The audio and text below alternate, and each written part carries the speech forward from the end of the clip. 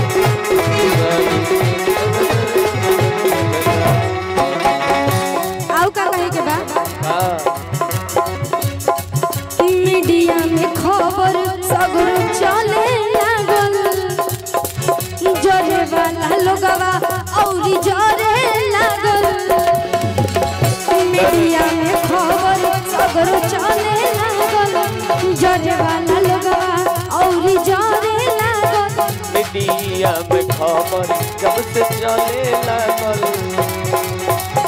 जरे वाला लोगवा जब से जरे। गुड्डू भैया तनी चेयर खाली कर दी, ये भी बारात में व्यक्ति आइल बा, साइड में थोड़ा बैठे लोग, एक साइड है ने गुड्डू भैया।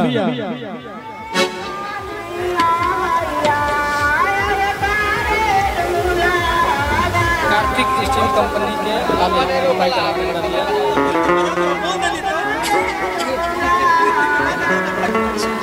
कार्तिक जी स्टील कंपनी के मालिक जो कि अपना बहुत प्यारा आशीर्वाद दिए, तो आपको दिल से धन्यवाद। ऐसे अपना प्यारा आशीर्वाद देती रहिए। कि मीडिया में खबर सगरो चले लागल, मीडिया में खबर सगरो चले लागल, जरे वाला लोगवा औरी जरे लागल, जरे वाला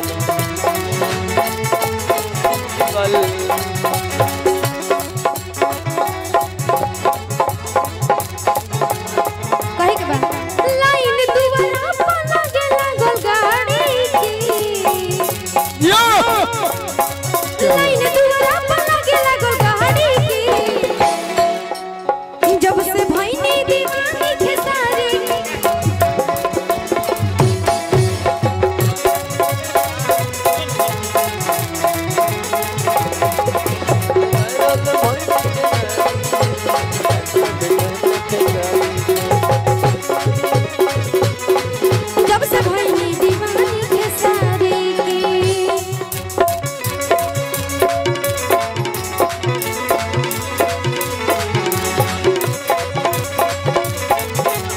चलो तुमको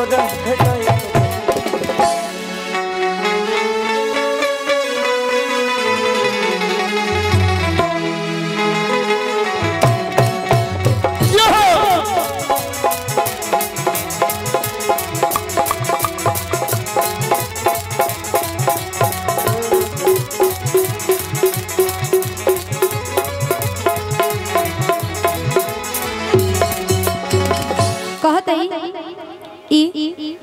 कि हमरा पसुनाई अरवा तू झूठो शक करेला,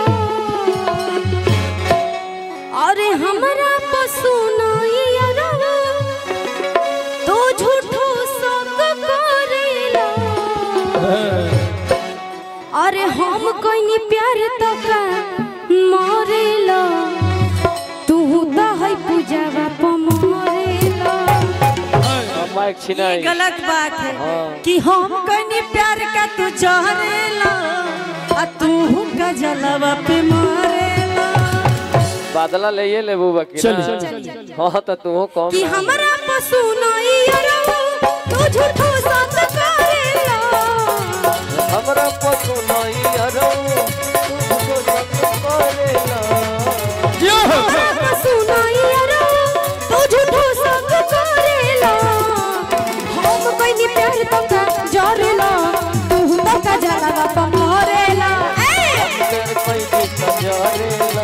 तू तो का जलवा प मरेला, हम कोई नहीं प्यार तो का जरेला, तू तो का जलवा प मरेला।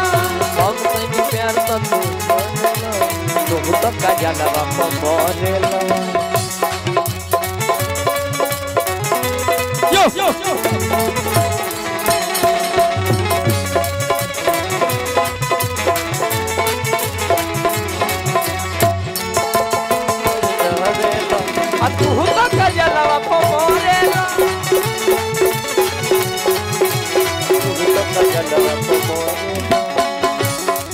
चलिए देखिए इतना प्यारा आशीर्वाद मिला, आज हम लोग आरा में आए हैं और गुड्डू सर के घर पे कुछ गाने के लिए कुछ बोलने के लिए मौका मिला, ये बहुत दिल से उनको धन्यवाद। ऐसे अपनी छोट बहन पे प्यारा आशीर्वाद देते रहो, बहुत सारे कलाकार लोग हैं, तो यही से पैर छूटे। चलिए वो